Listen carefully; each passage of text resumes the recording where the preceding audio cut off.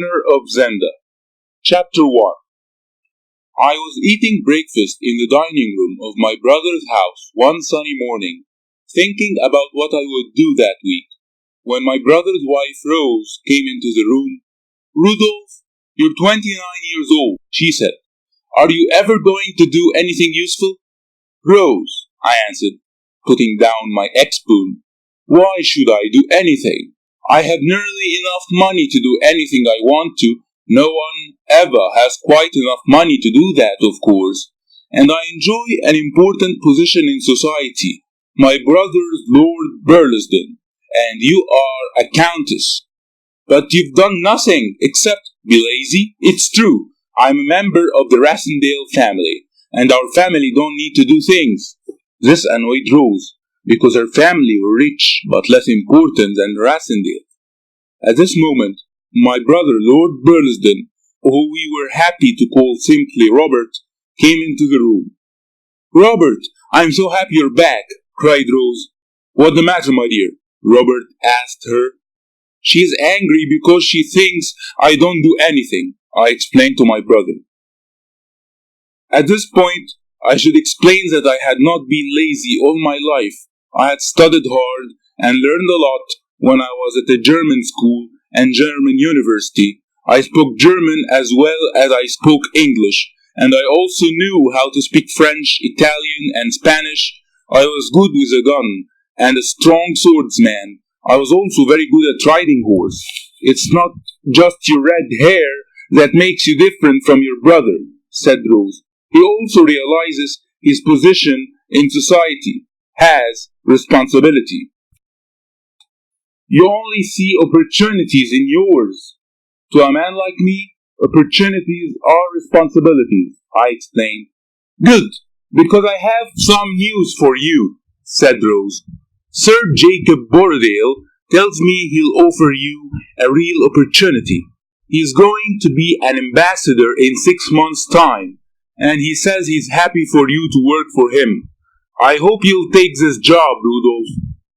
My sister-in-law has a way of asking people to do things which is impossible to refuse. Moreover, I thought this job sounded quite interesting, so I said if in 6 months' time I'm in a position to take this job, then I'll certainly say yes. "Oh, Rudolph, how good of you," said Rose. "Where will he be working?" I asked. "Sir Jacob doesn't know which country it will be, but he's sure it'll be a good embassy." "For you, I'll do it even if it's a terrible embassy," I replied.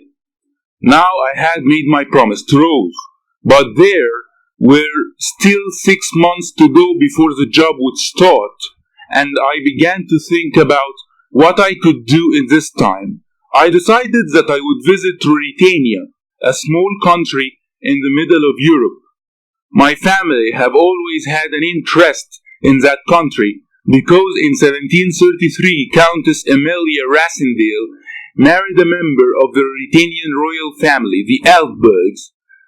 In fact, my brother has paintings of her and her descendants on his walls. Many of them have the same red hair and straight noses as the Elfbergs. I am the latest one to have the appearance of the Ruritanian royal family. My decision was held a few days later when I read in the Times newspaper that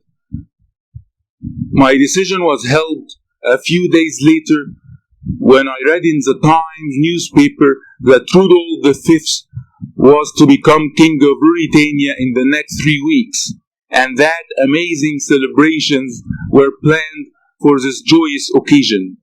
I thought how fantastic it would be to see such an event, and began to prepare for my journey. I do not like to tell people where I go on my travels, so I told Rose that I was going walking in the Alps. I did not want her to think I was being lazy either, so I told her I was going to write a book about social problems in the country. "You're going to write a book? That would be such a good thing to do, wouldn't it, Robert?" said Rose. "Yes, indeed. Writing a book's the best way to get into politics," agreed Robert, "and he should know as he has written many books himself. You're right, I said to them both. However, I had no plan to really write a book, which shows how little we know about the future, because here I'm now, writing a book as I had promised to do, even if the book has nothing to do with the social problems in the Alps. But let me begin, near the start of my journey to Ruritania. My Uncle William always said that no man should ever pass through Paris without spending 24 hours in the city.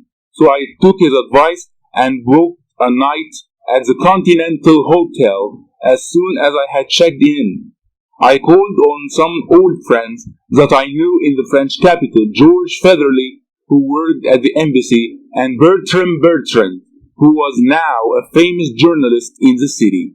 That evening, we all ate in a restaurant, and they told me all about the latest exciting events in Paris. We've had quite a few important people visiting the city recently, said Bertram. Anyone I know? I asked. Well, I met Antoinette de Maubin today, Bertram replied. You've probably heard of her. She's a lady who's well known for her wealth and ambition. But she's leaving Paris tomorrow. We don't know where she's going to next.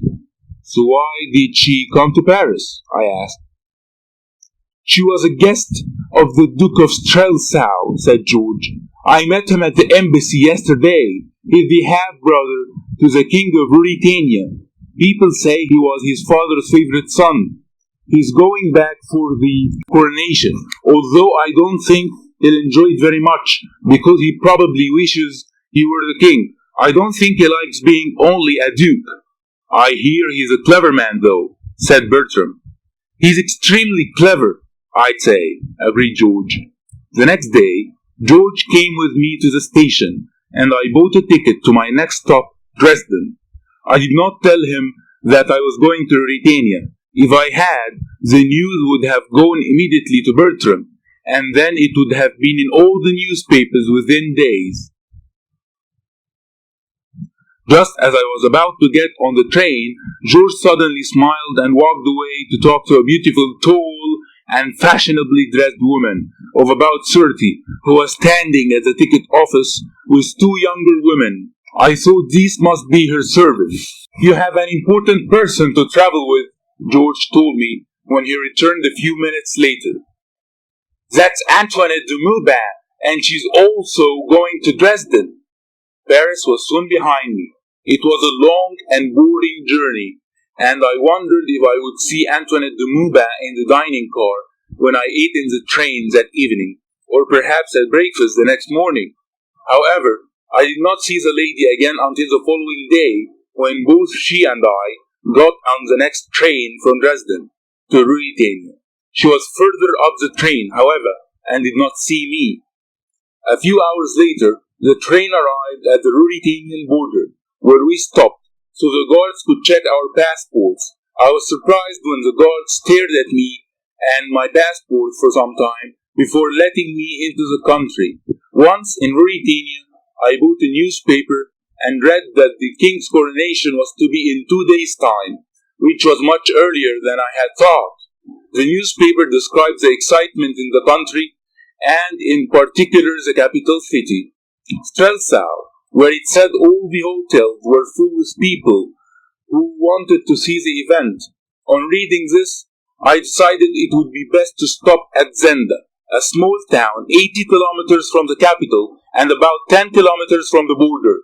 Here I could walk in the hills and see the town's famous castle. Then I could take the train for the day to Strelsau to see the coronation. As I got off the train at Zenda, I saw Antoinette de Maubin, who remained on the train for his journey to the capital, but she did not look at me.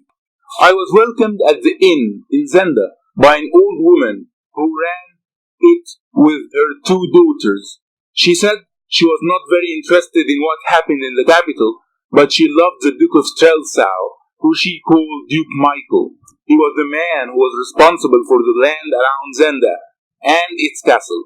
In fact, the hotel owner said she wished the Duke was the new king and not his brother. We all know Duke Michael, she explained. He's always lived in Ruritania, and he cares about the people. so people like him. As for the king, well, he's almost a stranger. He's been abroad for most of his life, and not many people even know what he looks like. Now the king's staying in a hunting lodge in the forest, very near to Zenda. From there, he'll travel to the capital for his coronation. I was interested to hear this, and I decided I would walk in the forest the next day so that I might see him. I wish he'd stay there in the forest, continued the woman. People say he only likes hunting and good food. He should let the Duke become our king, and there are many others who think the same. Well, I don't like Duke Michael, said her older daughter. They say the king has red hair just like you. Many men have red hair like me, I laughed. How do you know the king has red hair? The old woman asked her daughter. Johann, the duke's servant, told me, she explained. He's seen the king at the hunting lodge. But why the king here, if it's the duke's land? I asked. The duke invited him, sir, explained the old lady. The duke's in Strelsau preparing for the coronation. So they are good friends? I don't know if you can be good friends if you want the same thing. What do you mean? Duke Michael would like to be king too, I'm sure. Well, I said, I feel quite sorry for the duke, but it's right that the older brother becomes king. Who's talking of the duke? Said a deep voice from outside the door. We have a guest, Johann, called the old lady. As a man entered the room, when he saw me, he took off his hat and stepped back in surprise, as though he had seen something amazing. What's the matter, Johann? Asked the old lady. This gentleman's come to our country to see the coronation? It's the red hair, said one of her daughters. We don't often see it in our country unless you're part of the king's family, the Elberts. Many of them have red hair. The man continued to stare at me, but said, Good evening, sir. I'm sorry, I didn't expect to see any new guests here.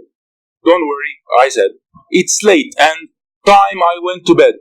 I wish you all a good night. Thank you, ladies, for our conversation. I stood up to go to my room when Johann suddenly said, Sir, have you ever seen our king? No, I've never seen him, but I hope to do so on Wednesday at the coronation. Johann said no more, but I felt his eyes on me as I walked up the stairs. The next morning, Johann seemed much more relaxed. When he heard that I was going to Strelsau, he said I could stay at his sister's house. She was married to a wealthy trader, and she had invited him to stay with them for the coronation. But he was unable to go. I was very happy to have this opportunity and accepted his offer. So he said he would contact his sister at once and tell her to expect me that day.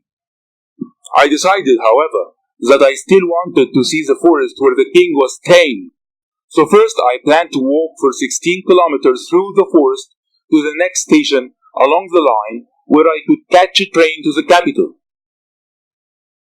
I did not tell Johann about this plan, as I did not think it would be important if I arrived at his sister's later in that day. So I sent my luggage onto the station and said goodbye to the old lady and her daughters, and set off up the hill towards the castle. After that, it was a short walk to get into the forest. Half an hour later, I reached the castle. It was very old, but well built, with a moat all around it. Behind it was a large modern mansion, which was used by the Duke of Strelsau as his country home. The mansion was reached by a wide road, but the old castle could only be reached by a drawbridge between it and the mansion. I was pleased to see that the Duke had such a well-defended house, even if he were not to become king. Soon I reached the dark forest, and I walked for about an hour, pleased that the tall trees gave me cool shade. Not much sun reached the ground through the many leaves. It was a beautiful place, and after a time I decided to rest by lying against one of the enormous trees. It was so quiet and peaceful in the forest that I soon fell into a deep sleep, forgetting all about the train I should have caught to Strelsau and my luggage that would be waiting at the station. I was just dreaming about living in the castle of Zenda when a voice woke me. Why, look at him! It's amazing! He looks just like the king! I opened my eyes slowly and found two men looking at me. Both carried guns and were dressed for hunting. One of them was short but looked very tough with light blue eyes, and he looked like a soldier. The other was younger, thin, and of medium height, and he looked like a gentleman. I later found out that my guesses were both correct. The older man walked up to me and raised his hat to me politely, so I stood up. "He's about the same height as the king, too," he said. "This really is extraordinary. What's your name, sir?" "Perhaps you can tell me what your names are first," I asked them. The gentleman stepped forward with a smile and said, "Of course, this is Colonel Sat, and my name's Fritz von Tarnheim. We both work for the King of Mauritania." I shook their hands and told them, "I'm Rudolf Rassendale. I'm a traveler from England and was an officer in the Queen's army." "Well, we're officers for our king, so we understand each other well," said Tarnheim. Rassendale, said Colonel Sat quietly. "I know. Are you one of the Burlesdons?" "My brother's the new Lord Burlesdon," I explained. "So do I really look like the king?" "You could be twins," said Fritz. "Although you look like identical twins, you do not have identical personalities or skills. You two seem very different if you were an officer for the Queen's army. Rassendale, you must be good with a sword," laughed Sat. "Is the king not a fighting man?" I asked. "The king likes to live well," said Fritz. "Let's say he prefers eating to action. But he's a kind man and he is our king. We'd do anything for him." "Perhaps we are alike then," I said, "because I like to have an easy life too." At this moment, a voice came from the trees behind us. "Fritz! Where are you, Fritz?" Fritz looked worried and then said quietly to me, "It's the king. He's coming here now." A young man then came out from behind a tree in the forest and stood in front of us. As I looked at him, I gave out a loud cry at the same time as he stood back in amazement to see me. Except perhaps for a centimeter or two difference in height, we looked so alike that the king of Mauritania might have been me, Rudolf Rassendale, and I might have been him, the king of Mauritania.